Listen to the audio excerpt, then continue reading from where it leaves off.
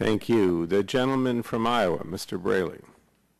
Thank you, Mr. Chairman. I want to thank all the witnesses for being here, but Dr. Schuchart, I want to start with you and follow up on your answer to Mr. Blunt's question about the reality of this virus and its impact on our food supply. You said there's no evidence that swine in the United States have this virus, which is a standard answer on the CDC website in response to concerns about food safety issues. And if you go to the CDC website, there's a specific question, can people catch swine flu from eating pork? And the answer says there's no evidence that swine influenza can be transmitted through food. And yet your website is the only website of all the organizations here, including the WHO, that continues to identify this as swine flu.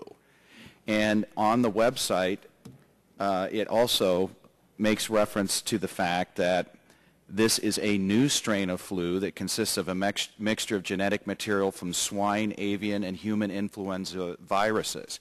I come from a state that is the leading pork producer in this country and in the world, and this outcry over the alleged connection between food safety and this virus is having an enormous economic impact on pork producers in Iowa, North Carolina, and all over this country.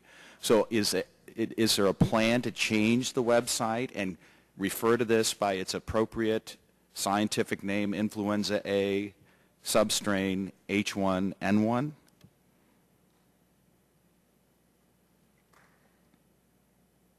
Our new information will have the new terminology. Our communication teams are focusing on critical information for healthcare providers, for families, and so forth. And so we do intend to make sure that the many, many thousands of website pages that we have already put up in the past week become amended, but the critical focus of the people in place right now is developing the new information that people need. No, so we understand the concerns and are very mindful in our communication going forward and really need to, people are working 24 hours a day. There are communication experts in there. It's really, I mean, I don't want to be impolite, but I want to just say that our priorities are the public health information being out there quickly and accurately, and going forward we will do the best that we can. And I appreciate that. No one appreciates that more than I do, but I'm also concerned because I was at the congressional briefing yesterday, and when you go to the CDC's website, what you find is a page, the first page that says swine influenza. And on that page there are probably at least 10 references to swine influenza.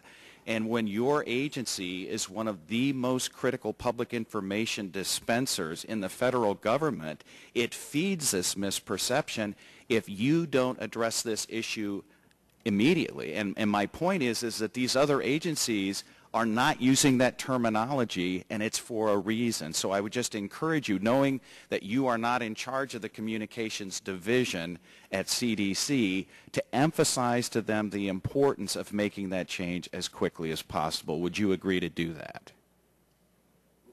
We will do the best that we can. Now, one of the other concerns I have is the impact on workplace safety, because one of the things that OSHA has done is prepared a handbook guidance on preparing workplaces for an influenza pandemic. Have any of the three of you had an opportunity to review that pamphlet to determine whether it consists of the most up-to-date information to help prepare workplace environments to deal with the potential influenza pandemic? Dr. Sharfstein? I haven't personally looked at it, but we have an employee health part of our team on personal protective equipment, and I know they have been talking to OSHA.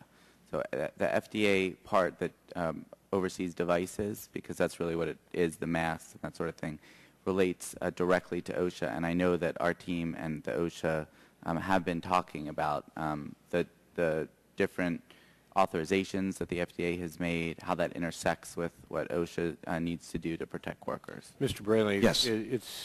I think most of the elements of HHS have worked closely with OSHA, most specifically NIOSH, the National Institutes of Occupational Safety and Health, which is part of the CDC, has been working extremely closely with OSHA to assure that we're aligning. Any health guidance that we're bringing forward out of our department gets accounted for in their documents. We've worked very closely with them on masks. We've worked very closely with them on a variety of things over the last 2 or 3 years.